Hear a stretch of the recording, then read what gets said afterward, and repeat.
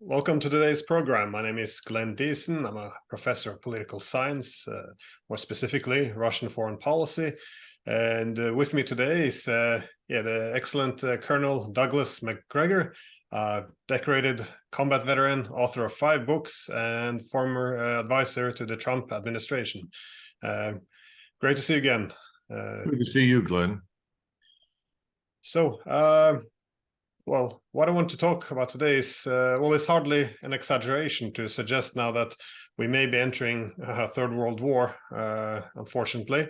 And, personally, I was convinced that pursuing a proxy war with Russia, the world's largest nuclear power, would be the peak of recklessness. But of course, we're also having a possible war with China as the one China policy is dismantled. But more pressing now is, of course, another war beginning in the Middle East over Gaza. And so I really wanted to focus on the Middle East today because, I guess in the past in the Middle East, the US and collective West largely had escalation control. That is, target one, while the other states could be deterred from joining in. But the West, and including the US, is somewhat weaker now, and the Middle Eastern states have grown more powerful.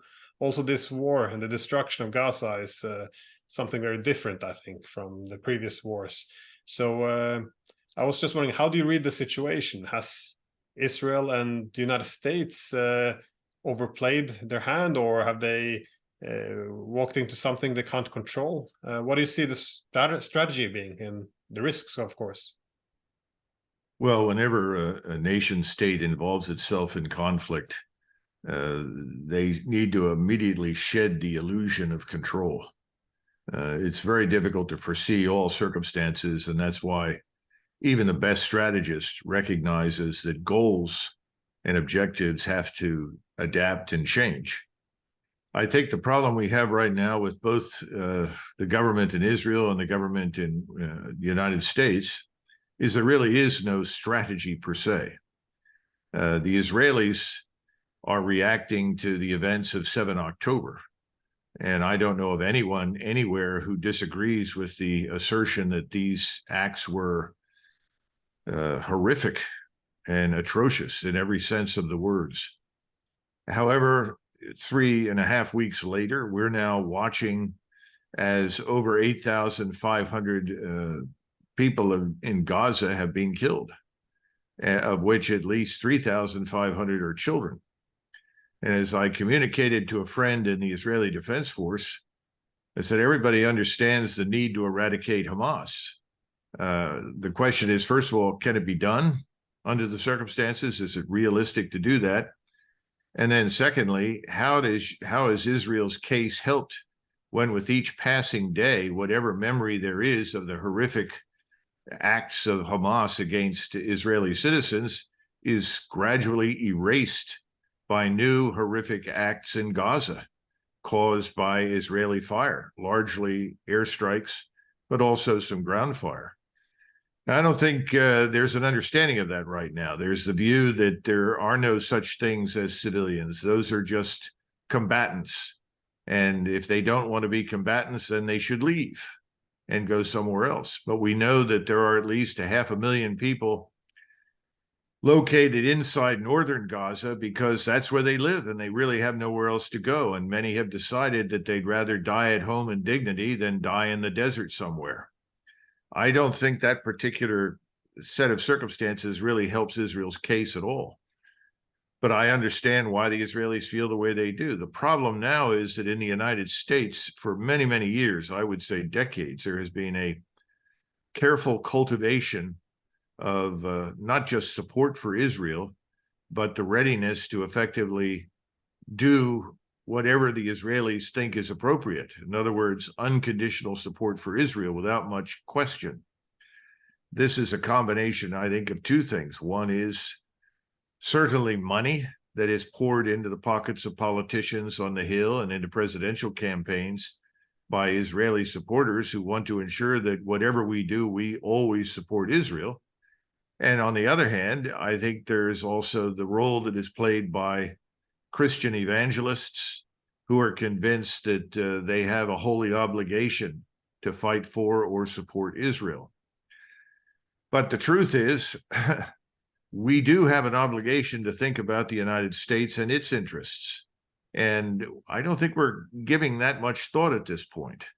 Our war stocks are exhausted. We've shipped almost everything we possibly could to the Israelis in terms of, or excuse me, to the Ukrainians in terms of ammunition, along with a great deal of equipment. Our own forces are much smaller than they were in 1991. And yet there is this underlying assumption in everything that we do in Washington that we are largely unchanged from the nation of 1991, that our armed forces are effectively the same. They are not. We don't have much depth in our forces. And in Israel's case, the Israelis are going to be supported by us almost entirely by naval and air power. And we don't have the thousands of aircraft fighters that we once had. We don't have hundreds of bombers. Our inventories of missiles are not endless. So there has to be some thought about what the means and ends are. And by the way, if we're supporting the Israelis as we want to, are they doing things that would inadvertently bring us into conflict with other nations that, frankly, we don't necessarily want to fight? Where is our end in all of this? In other words, we want to support Israel. We want Israel to exist. I certainly sign up for that. But how much more do we want to do than simply help Israel defend itself? We're now about to do a great deal more, potentially, given the numbers of forces at sea that we've got in the Eastern Mediterranean, the high probability that we will send even more, probably to the Persian Gulf, the Indian Ocean, and that these naval forces could be used against forces that are not necessarily involved in the confrontation with Hamas. So I don't think people have thought all of this through. The other thing is that there's an assumption that nothing has changed in the Middle East. You know, if we go back to 1973, and I remember that very vividly, I was a cadet at West Point. And we ultimately followed what was happening in 1973 because people that were instructing us, officers, told us, you know, if the Israelis should collapse and the Egyptians or the Syrians should break through and move into the heartland of Israel, we could well be called upon to deploy and rescue the Israelis from destruction. Now, that didn't happen. Fortunately, the Israelis were able to master the situation. Today is different. The forces that the Israelis face are far more sophisticated, more complex. The populations in the region have changed insofar as they are more educated, more capable. There is new technology, new ways of waging war, and new actors on the scene. It's not just Iran, which is in its own right a large regional power. It's also Turkey, which, as you know, as a NATO member, has the largest armed forces in NATO just after the United States. And as far as its army is concerned, it has a different force from us and could mobilize 2 million men in the space of 30 to 40 days. So Turkey is a force to be reckoned with at sea, in the air, and on the ground. And there appears to be a willingness on the part of the Sunni Muslim Turks to actually cooperate with the Shiite Persians and Arabs, which has not been the case in the past. So the region strategically has evolved, and I don't think people are taking that into account. So if this war would expand by other actors getting involved, how would you see the most likely scenario playing out? Because I got the impression that the Biden administration was pulling a little bit back after the meeting with Egypt, because it looked for a while that the US and Israel might be pushing for pushing the entire Gaza population, cleansing it out of Gaza, pushing it into the Sinai of Egypt. But after the meeting with Egypt, it appears that the US was committing itself to not displacing the population out from Gaza. So I'm just, but still, there's so many ways for this to escalate. Do you, how do you see this possibly moving forward? Because the Israelis will definitely continue into Gaza. Who's going to join in first? Will it be, West Bank, Hezbollah, one of the neighbors, Iran? Well, the more hundreds each day of Palestinians who are killed or wounded, the worse the situation becomes regionally. Because today, thanks to new media that did not exist in 1973, the populations of the Middle East, of the entire Islamic world, from Morocco to Indonesia, can all watch in real time what's happening. And again, the memory of what happened in Israel on the 7th of October is now increasingly vanishing in the sea of destruction and casualties in Gaza. So that's a huge problem. And, I ask again and again, how does it help to do what Israel is currently doing? I mean, the view is exactly what you said, effectively ethnically cleansing Gaza. Well, normally we Americans do not support ethnic cleansing. That's not something that we promote or accept. So the longer this goes on, the tougher it is to sell the idea that you just mentioned of simply pushing these people out. Secondly, I think that the closer we come to confrontation in northern Israel, especially with Hezbollah, the more likely we will see all of the Shiite militias in the region, as well as potentially Iran, become involved. And in Washington, there is almost a nonstop drumbeat for war with Iran. It's really quite disturbing. There's no thinking, it's all emotion. Iran is at least in theory, the source of all evil. Therefore, it must be attacked and destroyed. The Russians are not going to sit quietly in the corner and watch Iran be destroyed by the United States Armed Forces. That's just not going to happen. And today, Iran is much more capable in terms of air defense weaponry and theater and tactical ballistic missiles, unmanned systems, you name it. So Iran is in a position to launch enough theater ballistic missiles that cities like Haifa and Tel Aviv could be reduced to ruins. That's something we have to take into account. Assumptions are that we will attack Iran before Iran gets a chance to do it. I would prefer that Iran stay out completely, which means I'd prefer that Hezbollah stayed out. Hezbollah has 140,000 of its own rockets and missiles and could easily destroy the city of Haifa, which sits right across from the Lebanese border. Then, of course, you have the problem that you mentioned in Egypt. General Sisi and the Egyptian government have worked very hard to maintain good relations with Israel.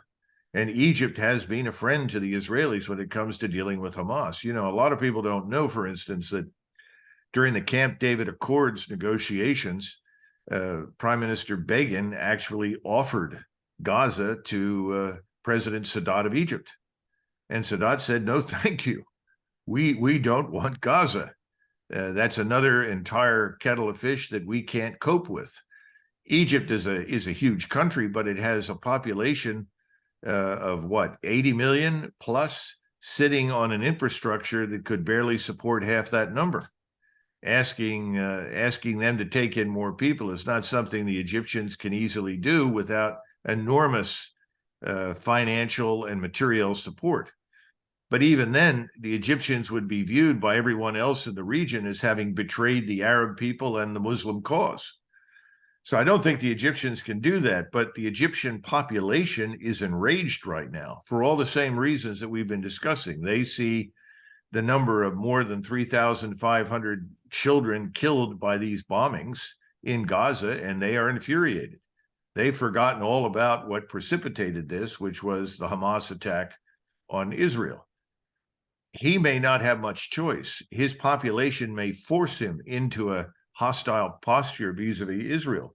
They may even say, why aren't you committing the Egyptian army to protect the people of Gaza from the Israelis? On top of that, you have Hezbollah that says, if you go into Gaza, we will attack. Well, the Israelis, instead of going in great force all at once, are now moving incrementally along several axes from time to time into Gaza. They're beginning to stay in some areas, but they haven't gone in massively. I think they're trying to conceal, the invasion, if you will. from being identified as such. I don't know that that's going to work. And if Hezbollah says, that's it, we're attacking because you've attacked our Muslim brothers in Gaza, then I would expect a complete uprising and a revolt on the West Bank. So that means the Israeli forces are tied up. Now, the expectation is that between our air power and offshore cruise missiles and so forth, we can support the Israelis against Hezbollah. Well, if we do that, then you're bringing in Iran and potentially Turkey, because the Turks are now, as you know from Mr. Erdogan's comments, regard this as a war crime, what Israel is doing in Gaza. They're going to present a case in The Hague, but we see a lot of evidence for readiness on the Turkish part to intervene. They have a very large navy. In fact, they have the same submarines, diesel electric submarines that are built in Germany, very fine submarines, some of the best in the world, that the Israelis have. The Israeli submarines were built by the Germans. So you've got these submarines also in the Mediterranean. And right now, that's a very lethal threat to any surface fleet. And we have our own submarines in the Mediterranean. I don't see how you get past some sort of confrontation at sea. And once you begin sinking one another's ships, once you begin shooting down one another's aircraft, it's only a matter of time until the armies move. And I can tell you something, the IDF is very good. It cannot withstand the assault of the Turkish army. That's not going to happen. The Turkish military is excellent, and they are fierce fighters. And once committed, it's war to the finish. So it's hard to see a good way forward. And as we've said before, how does Russia deal with all of this? You know, the Russians actually accommodated Israeli security interests for many, many years in Syria. The Israelis made it very clear to the Iranians and to the Syrians that if Iranian forces were established on Syrian soil in any way, shape, or form, the Russians would not prevent the Israelis from launching strikes into Syria against those locations and those people. And so the Russians absolutely turned off their air defense radars and equipment and let the Israelis attack when the Israelis felt the need to do so. That is not going to happen in the future, for the very simple reason that Israel cast its lot with Ukraine. And the Russians are not going to forgive or forget that. They remember that the Iranians stood with them and supplied them with equipment, supplied them with unmanned systems, supplied them with raw materials. And Israel did everything in its power to help Ukraine. So the Russians are going to become involved if this conflict is not contained. And in the meantime, the Peninsular Arabs, Saudi Arabia, the Emirates, all of them have no choice but to rise up as one against Israel. And I think that's too much for Israel. And if you're like me, and I want to make sure that the Israeli state survives and doesn't end up looking like Ukraine, then I think we need a different way forward. And the other thing is that, and many Israelis who are astute observers of the scene point this out, Hamas is not just a group of fighters. It's not just 10,000, 20,000, 30,000, 40,000 fighters. It's an idea. Killing an idea is much more difficult than killing people. You can kill people for a very long time, but killing off ideas doesn't work nearly as well. The way you defeat an idea is by offering a better alternative. And right now, from the standpoint of the Palestinian Arabs, and from the standpoint of many of the people in the region, there is no better alternative to fighting and dying. And that's not a good thing. And again, that's a no-win situation for the Israelis. So I don't have any easy solutions. I'm just sitting here wondering when the president of the United States is going to exert some leadership. You know, we had a conference in Egypt not long ago with many of the great powers represented, as well as the various Arab states. And that conference was an effort to come to terms with the problem. Many of the people walked out saying we have to have a two-state solution. Others said different things. But the point is, it was an attempt to do something, but we were not there. Oh, we had representation, but the president and his leaders in his cabinet were not there. When are they going to step up and recognize that this is a very dangerous situation? And all the air and naval power that we have is not going to be enough if all of the states that I mentioned earlier weigh into this combat. And finally, and this is something I'm very sad to admit, We have no army to send. What we have in the United States Army that has any combat power is sitting in Poland, Lithuania, Romania, Moldova. Moving it in any sort of timely manner is almost impossible. And if you can't put a substantial ground force into the region, air and naval power will not be decisive. Air and naval power alone will not decide conflicts and decide outcomes. Of course, now then the question is, what about nuclear weapons? I still see no evidence that anyone in Washington, Moscow, or Beijing thinks that's a good idea. But you've got a couple of wild cards. Of course, you've got the Israelis who have nuclear weapons. And then you have the Turks, who have been promised access to nuclear warheads whenever they want that access by Pakistan. Which means that if the Turks decided we're going to get into this fight, they may well turn to the Pakistanis for those warheads so that they can deter the Israelis from using their nuclear weapon. This is not a good situation, Glenn. And historically, American presidents have usually intervened and said, that's it, stop. We did that in 1973. We exerted similar influence in 67 and back during 1956 during the Suez Crisis. Where is the leadership from the United States? All I see is reaction, emotion, and the readiness to essentially do unconditionally whatever the Israelis ask us to do.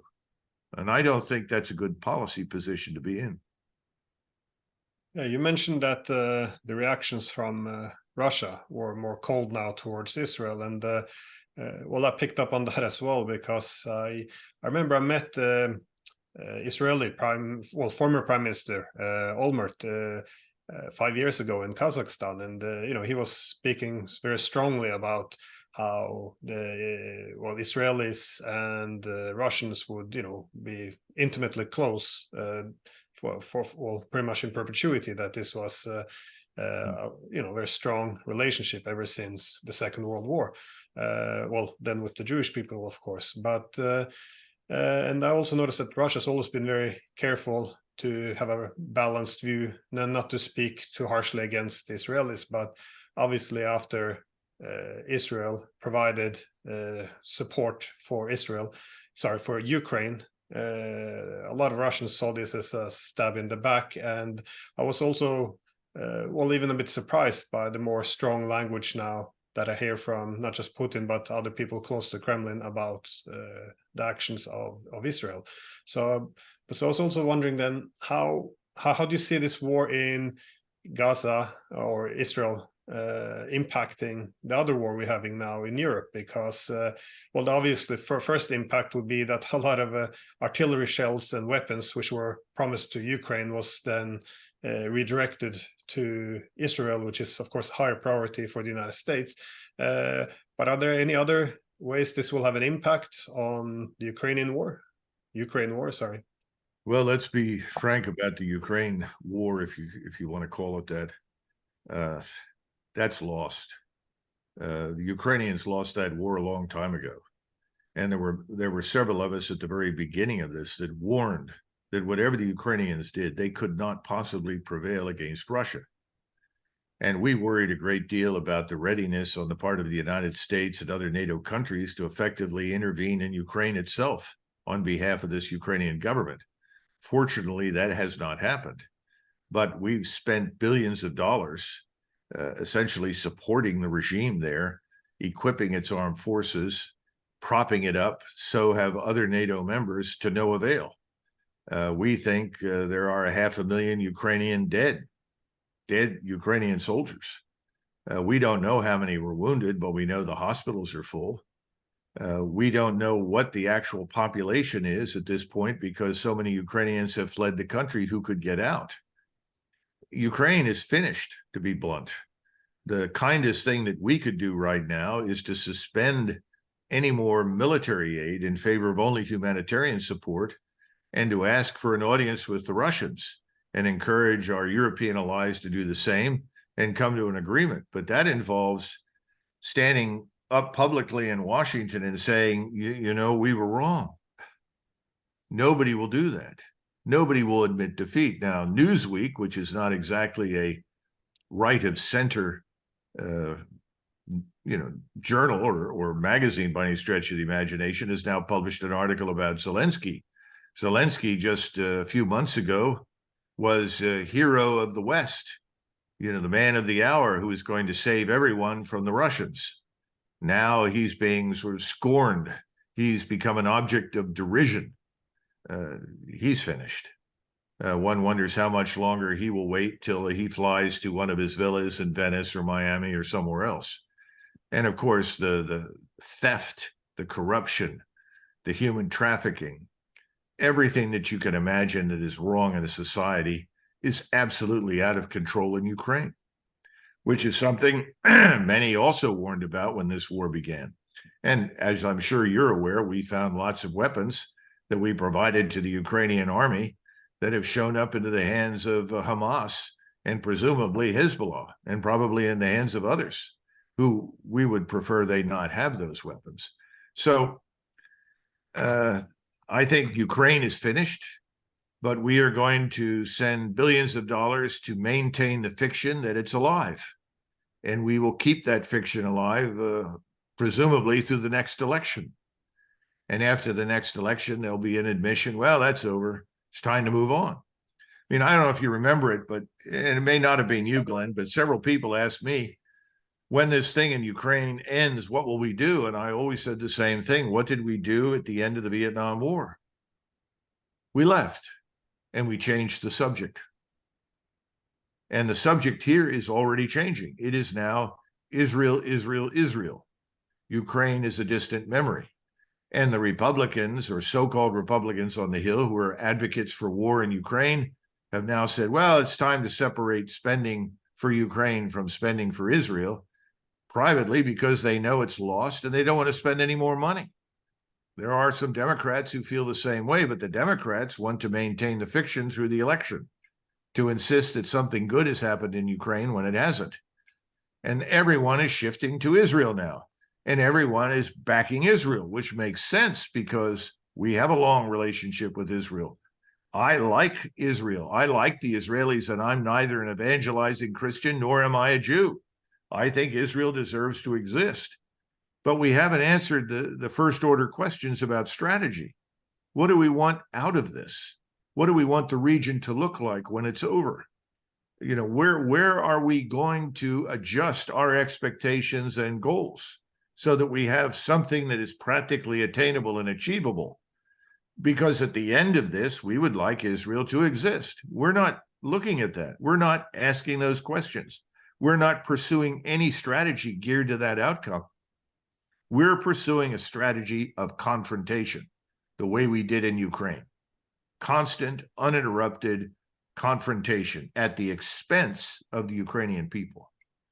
We're doing it now with Israel. And that's why I'm concerned that at the end of this process, Israel may look like Ukraine, which I don't think is something we want to happen. Yeah, now I'm not sure if this is the same article, but I saw either Newsweek or Time magazine a few days ago, in which Zelensky advisor anonymously argued that Zelensky believed so hard in this victory, but as the people around him recognized that again, this is their word, they said that Zelensky has deluded himself. They recognize that they're out of options and they're not winning. So these were quite strong words coming from an actual advisor. But they also pointed out that it was impossible to say this to Zelensky, that he would simply give new orders and then march out. So under this view, the argument was that since the game is over, all this aid coming in, there's no point anymore. So the stealing just intensifies. So the aid coming in, everything is plundered. So it kind of begs the question: how will this play out? Will the people turn on Zelensky? Will the front begin to collapse as the weapons? Well, NATO had already run dry, according to their own statements, and now what's the little that's left is being prioritized to Israel. In addition, there's a fatigue, I guess, if you want to call it, in terms of supporting Ukraine. So, what do you think is going to be the main break? Will it be economic? Will it be political?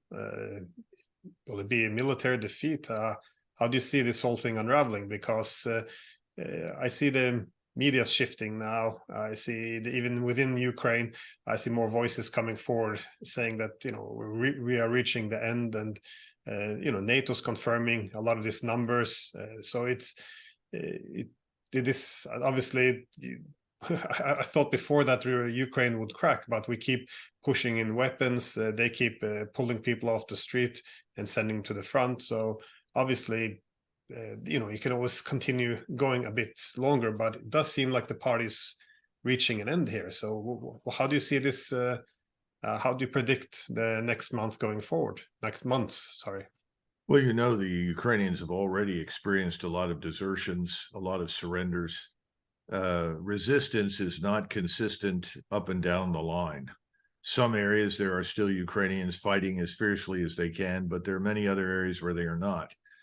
I think the real question is, what do the Russians do? I know from everything that I've been able to find out from day one that the last thing that President Putin and his government wants to do is rule Ukrainians. In other words, they're sitting right now on territory that is historically Russian, and for the most part, populated by Russians. Russian-speaking Ukrainians, they call them, but they're really Russians. Obviously, he has a permanent interest in two more areas. One is Kharkov and the other is Odessa, both historically Russian cities, Russian-speaking cities, not Ukrainian. But beyond that, the rest of the country is in fact Ukrainian. Now, the further west you go, the more thoroughly ethnically Ukrainian, as well as linguistically and culturally Ukrainian the country is. But the Russians don't want to intrude there. They would prefer that those people rule themselves. The problem is they don't want it to become this rump state part of NATO.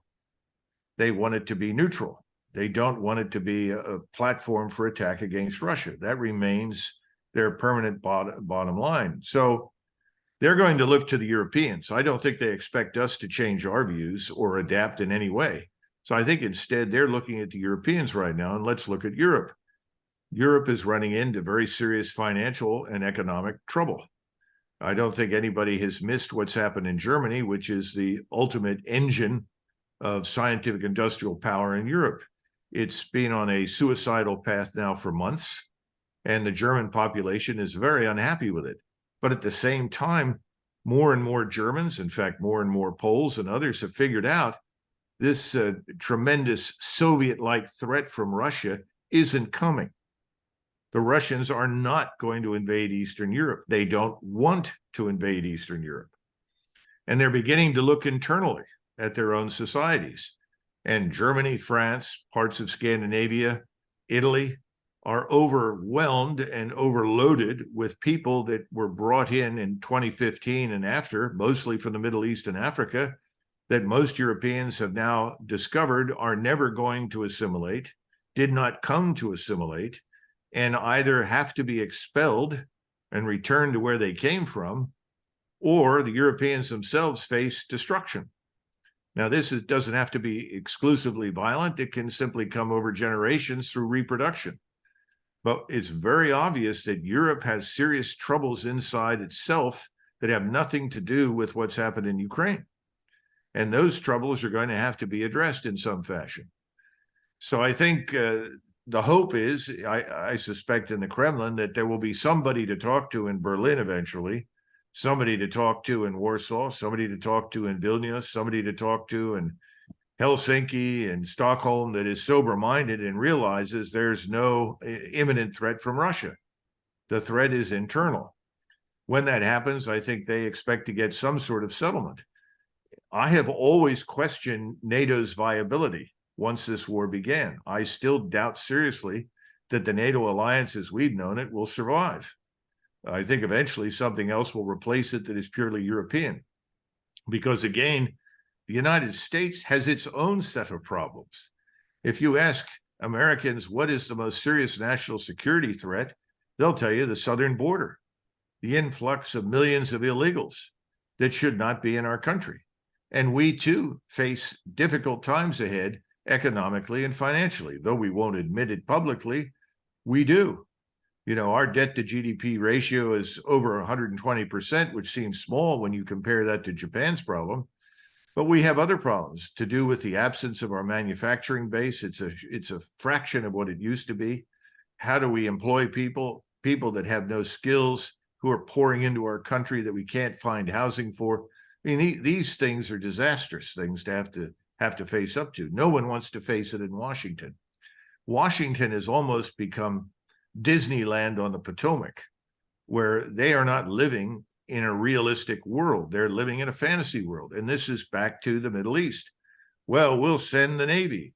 Well, the Navy today is not the Navy that it was 30 years ago. And more important, our Navy is still structured for the Second World War in terms of how it's organized and how we plan to fight.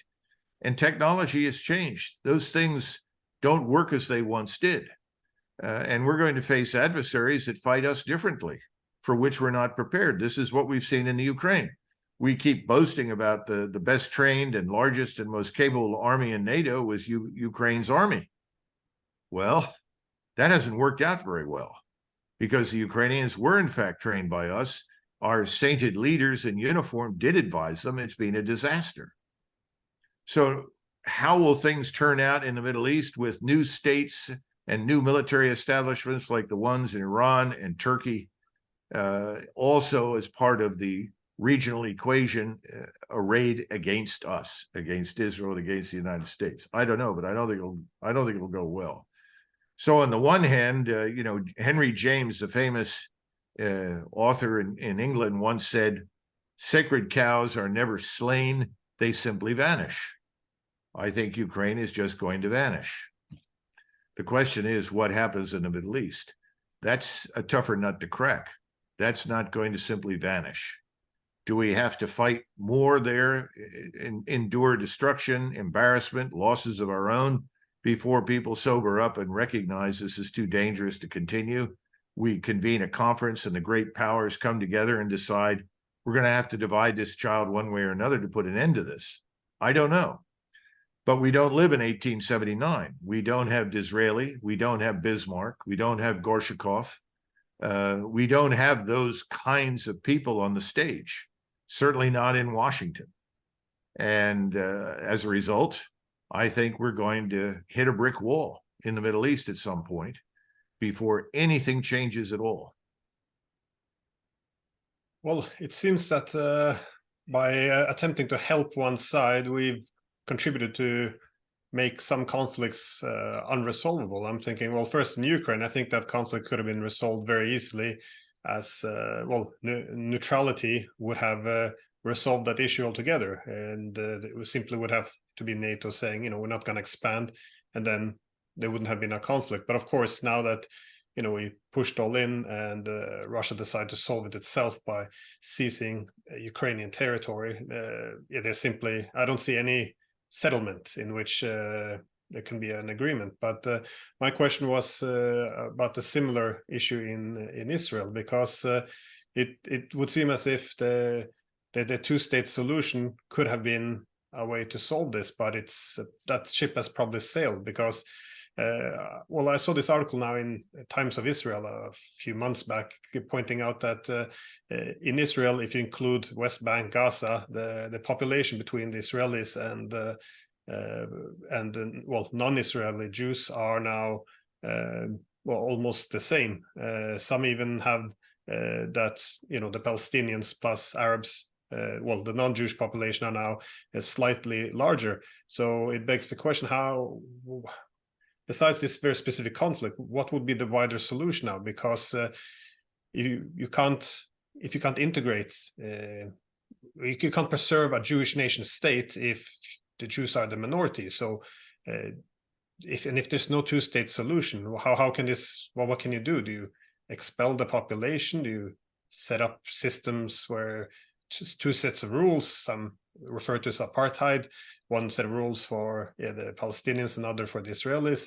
But if this is the case, you're going to have it's going to have a perpetual conflict. So is there any solutions at all to this conflict? Because it looks like this is becoming a big showdown where, as Erdogan said, a possible conflict between the cross and the crescent. This is quite dramatic. Well, remember Solzhenitsyn, before he died, stated publicly that the war between East and West was over. The war between North and South was only just beginning. I hope not, because I think that's another war we can avoid. But you're not going to avoid it by forcibly integrating Israelis with Muslim Arabs. That's not going to work. So that's off the table. But you've got to have a conference involving the United States and the other great powers where the United States listens to what the other great powers have to say and listens to the other states in the region. We have a bad habit of tuning out whatever we don't want to hear and listening exclusively to what the Israeli leadership says it wants and then doing it. If we continue down this road, I fear for Israel's existence, because I just don't think that there's enough military power available to deal with the inevitability of the kind of war we just described, particularly if it involves the Turks and the Iranians as well as the Arabs, with Russia standing in the background. People mention China. China has its own internal problems. It's got severe economic difficulties right at the moment. Chinese have no real martial history at all. They do not have a history of invading other people's countries. There's no appetite for it. But what the Chinese do want is peace and stability, because they're very dependent upon the oil and natural gas that comes out of the Middle East, as well as much of the food that comes out of Africa. So their interest is in finding a solution and helping to subsidize that solution if it can be found. At the moment, no one is in the listening mode in Washington. And it's very clear that Mr. Netanyahu is not going to listen to anything except more ammunition, more support to kill more of his enemies. So until Mr. Netanyahu vanishes from the scene and the Israelis change their direction, I don't see any change, period, because we have a government that seems to be feckless. Our government is just there. Oh, all right, you want more, we send you more. We want you to kill Russians, we hate Russians, which makes no sense. Now we're saying we'll give you whatever you want because we hate your enemies too. Your enemies are ours. That's not really true. We've had very good relations with many, many countries in the Middle East for a long time. I certainly don't want to go to war with the Turks or the Iranians, and I think we could have good relations with those countries as we've had them in the past. But there are people in Washington that are dead set against it. So as long as we are in this rigid, inflexible mode of it's our way or the highway, the rest of the world is not going to take our highway. And I think it's a mistake to believe that the rest of the world is afraid of us. I don't think they are. I think they sense that we are weaker than we were 30 years ago. And indeed we are. They're not stupid. They're not ignorant. They can view the economic and financial situations that exist in our countries. So I don't have a good answer for you. I fear, as I said at the beginning, that we will lead, or Israel will lead itself, but we'll certainly help them down this road into a hell of our own making if we're not careful. And the outcome will be Ukraine in the Middle East. I certainly don't want that. So I'm all for somebody sitting down and looking carefully at this and deciding on another way. But I can't recommend anything in the current set of circumstances because there's no willingness to accept any suggestions. That's the best I can say. Yeah, I guess last short question would be: how do you see the conflict in Israel impacting the relations between Russia and Turkey?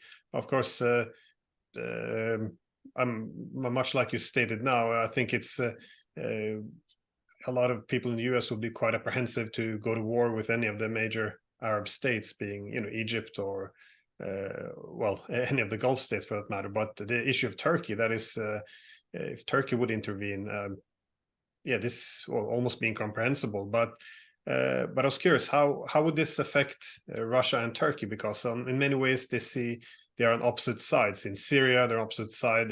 The Turks were trying to be very neutral in Ukraine, but they still provided plenty of support. But nonetheless, they looked after their own interests. It was understood. But now Russia and Turkey see themselves somewhat sharing the position, even though the Turks are much, much stronger in their language. And the Russians obviously would never intervene directly against the Israelis. That could never happen. Well, I disagree with that. I think that could happen. Really? Oh, yes, and directly against us. I think that's a mistake to assume that. But Russia isn't going to come in anytime soon. You know, there's an old proverb about the Russians that people in Eastern Europe repeat from time to time. The Russians are slow to mount, but when they do, they ride fast. In other words, the Russians are cautious. They do not move recklessly as we do. They think things through. They look at their own interests and the interests of those around them. The Turks and the Russians, I sat down recently and tried to count the number of conflicts and wars that the Russians and Turks fought against each other. It was somewhere in the neighborhood of 50 or 60. So there are no illusions about the past, and Russian and Turkish interests are not identical, but they have managed to come to solutions in the Caucasus, and they have come to solutions down in Ossetia, in southern Ossetia, and they've worked together when it has been necessary to do so. And, you know, Mr. Putin was very helpful to Mr. Erdogan in internal crises when we certainly did nothing. So I think they are capable of putting aside their differences. But one of the things that worries me is there's a tendency in Washington to regard Mr. Erdogan as just a blowhard. And he's not. He's very serious. There's a reason he's still in power after all of these years. And he's poured a lot of money into the Turkish military. So he's not bluffing. And I think we thought that Mr. Putin was bluffing for many years when he continued to tell us what he would or would not tolerate. So I think the problem now is not so much what will they do. I think we know what they will eventually do if pushed hard enough. Question is, what are we going to do? What are we going to do to prevent it? Syria could become a very useful highway for Turkish forces to move very rapidly from one end of Syria to the other and reach the Golan Heights in the space of 12 to 18 hours with hundreds of thousands of troops. And Mr. Assad in Damascus and his government are not going to stand in the way, given the situation that is developing in the region, because they too are Muslims. They may be different, they may not share all the same views, but like the Iranians, they can agree with the Turks on what should happen to Israel if Israel does not stop what it's doing right now. So I think we should not underestimate the readiness of the Russians to back the Iranians and potentially cooperate with the Turks against Israel and the United States in the Mediterranean. In fact, I would go one step further. If you talk to anyone in Russia who is familiar with the situation, knows the Russian armed forces, they will tell you that the Russians would like nothing better than to send some of our ships to the bottom in the Mediterranean. Just imagine you're a Russian and you look at what we have tried to do to them in Ukraine. You listen to the stupid, utterly incautious statements made by people like President Biden and the Secretary of State, Blinken, and a host of other people, Sullivan, fools in the Senate, saying, well, the Ukrainians are killing Russians. The more they kill, the better. What kind of a remark is that? You know, since when do we hate Russians? It's absurd. And the Russians have not forgotten those things. And if the opportunity presents itself to do serious damage to us, they'll take it. And remember, we still have to project power 6,000 to 7,000 miles away from North America. And projecting that power is not easy, it's expensive, it's difficult, and it's fragile. If Russia comes into the war in any way, shape, or form, they have submarines that can operate in the Atlantic and prevent anything we want to send in terms of reinforcement to the Middle East from ever reaching it. We need to think. You know, Frederick the Great once said, don't plan for what you think the enemy will do. Plan for the worst thing your opponent can do to you. He was right. We're not thinking about that. Yeah, I think you're right about, well, at least that's impressions I got in Russia as well.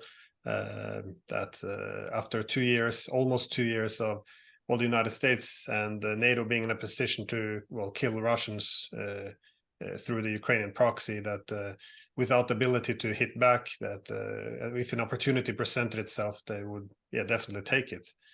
Anyways, unfortunately, we ran out of time, so I'm gonna have to let you go. But I want to thank you again, and I really hope that in both the Middle East and in Ukraine we can rediscover diplomacy and have some common sense return to get an end to this bloodshed. So thank you so much again, Colonel. It's been a great pleasure.